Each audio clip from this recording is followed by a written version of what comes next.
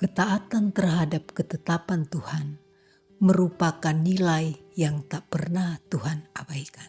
Selamat berjumpa kembali Bapak Ibu Saudara yang dikasihi Tuhan. Doa dan harapan saya kita selalu dalam keadaan sehat dan dalam keberkatan Tuhan. Sebelum kita mendengarkan firman Tuhan, mari kita berdoa. Kami bersyukur kepadamu Bapa di dalam nama Tuhan Yesus Kristus atas anugerah-Mu yang membuat kami ada sebagaimana kami ada. Bahkan kami boleh kembali diberi kesempatan untuk menikmati kebenaran firman-Mu yang adalah kehidupan kami dan jawaban atas segala apa yang kami alami. Tolong terus kami ya Roh Kudus untuk kami boleh membuka hati kami boleh paham dan kami boleh melakukan setiap kebenaran firman-Mu. Di dalam nama Tuhan Yesus Kristus, haleluya, amin. Pembacaan firman Tuhan pada saat ini terdapat di dalam Yeremia pasal 52 ayat 33 dan ayat 34.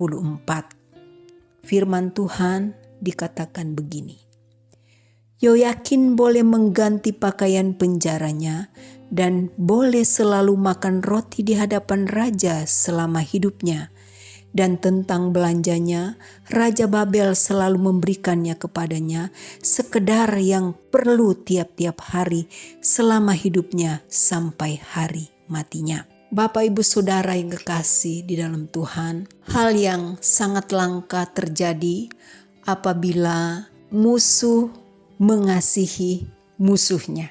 Akan tetapi keadaan ini pernah diungkapkan oleh firman Tuhan bahwa hal itu terjadi. Keputusan Tuhan agar supaya umatnya yaitu bangsa Yehuda harus menyerahkan diri untuk dibuang ke Babel. Mereka mengalami hal ini dengan tujuan Tuhan agar supaya umatnya memahami bagaimana cara menghormati Tuhan dan mengandalkan Tuhan. Umat pilihan ini ada pada satu keadaan yang menolak menjadikan Tuhan sebagai Allah mereka.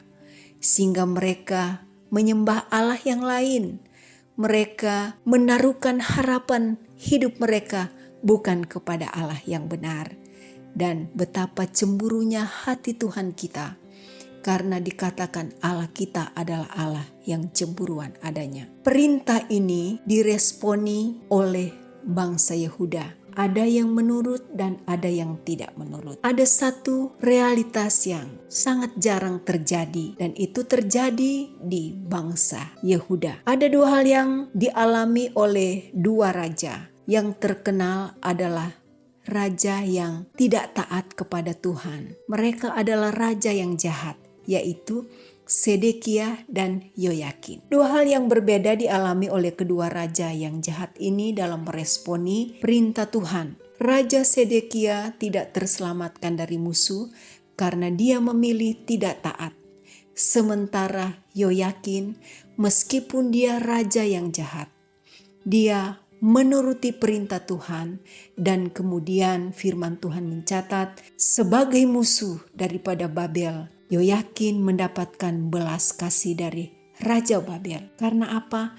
Pilihannya yang taat pada ketentuan daripada Tuhan. Raja yang jahat ketika taat, akhirnya dia mendapatkan penghargaan dari Tuhan. Kita percaya belas kasih yang tumbuh dari hati Raja Babel itu merupakan karya dari Tuhan. Nah, Bapak Ibu Saudara yang kekasih di dalam Tuhan, keadaan yang tidak terduga, bahkan di luar nalar manusia akan terjadi karena pilihan taat kepada Tuhan. Memang tidak semua kesulitan yang kita alami adalah bentuk penghukuman dari Tuhan karena kita bersalah. Tetapi pesan firman Tuhan, apapun bentuk kesulitan yang dihadapi, kita tetaplah taat kepada ketetapan Tuhan. Meskipun orang yang jahat, ketika dia berbalik untuk taat kepada Tuhan, maka Tuhan menghargai hal itu seperti yang dialami oleh Raja Yoyakin yang jahat. Memang banyak hal yang tidak dapat kita pahami. Ketetapan-ketetapan Tuhan yang mungkin tidak terjangkau oleh pikiran kita, tetapi itu yang harus kita terima dan kita jalani. Saudara, kita memang tidak harus memahami akan ketetapan Tuhan. Yang harus kita lakukan yaitu kita taat pada ketetapan itu. Ketaatan kita merupakan pilihan bijak yang mampu menarik simpati Tuhan untuk mengadakan pembelaan dalam hidup kita. Ketika kita meninggalkan keegoisan kita, kita mengutamakan kehendak Tuhan lebih dari kehendak kita. Meskipun hal itu sulit untuk kita lakukan, tetapi kita mau ingat bahwa sekecil apapun ketaatan kita terhadap firman Tuhan, Tuhan telah menyediakan upahnya bagi kita. Upah pembelaan, upah untuk menggerakkan orang-orang yang tidak diduga oleh kita untuk menjadi kepanjangan tangan Tuhan untuk menolong kita di saat-saat yang sulit. Itulah sebabnya firman Tuhan mengingatkan kita. Mari kita pusatkan hidup kita kepada Tuhan. Mari kita mau taat terhadap ketetapan Tuhan. Itulah nilai-nilai yang tidak pernah Tuhan lupakan bagi kita. Menjalani satu kehidupan dalam ketaatan memang memerlukan harga yang harus kita bayar. Banyak hal, akan tetapi Tuhan berkuasa. Tuhan kita Tuhan yang hebat. Dia bisa bekerja di jalan-jalan yang tak terlihat oleh kita untuk memunculkan janjinya, janji kebaikan dan kesetiaannya untuk saya dan saudara yang mau memilih taat meskipun peraturan dan ketetapan Tuhan tak sepenuhnya kita pahami. Kita memerlukan iman, kita memerlukan keyakinan, percaya dan mempercayakan hidup kita kepada Tuhan. Percaya pada rencana Tuhan yang sempurna dan jalan Tuhan yang penuh dengan keadilan. Puji Tuhan, Tuhan memberkati kita semua. Mari kita berdoa. Tuhan, kami telah mendengarkan firman-Mu untuk mengajak kami taat pada ketetapan-Mu. Apapun keadaan kami Tuhan, kerinduan kami rindu untuk menaatinya. Tolonglah kami Tuhan, supaya kami mampu melakukannya. Kami percaya Tuhan, Kau Allah yang setia. Dan kami berdoa bagi kerinduan umat-umat Tuhan untuk hidup taat kepadamu, biarlah Engkau memberikan kekuatan.